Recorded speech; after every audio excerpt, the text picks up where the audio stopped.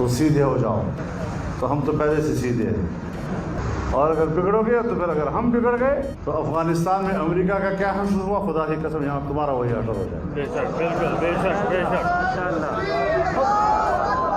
दोस्तों, माजी की कोई ऐसी हुकूमत नहीं रही जिसमें मौलाना फजलुर रहमान हिस्सेदार नहीं रहे। ये वो सियासतदान है जिसने हर हुकूमत की लूट मार में हिस्सा लिया।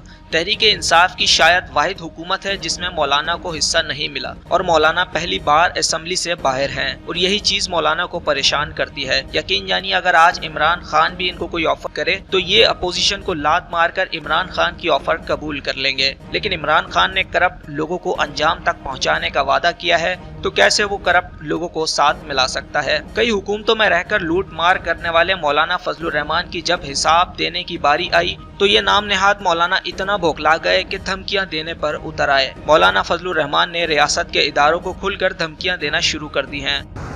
तो सीधे हो जाओ। तो हम तो पहले से सीधे हैं, और अगर बिगड़ोगे तो फिर अगर हम बिगड़ गए तो अफगानिस्तान में अमेरिका का क्या हश्र हुआ, खुदा की कसम यहाँ तुम्हारा वही हश्र हो जाए। बेशक, बिल्कुल, बेशक, बेशक।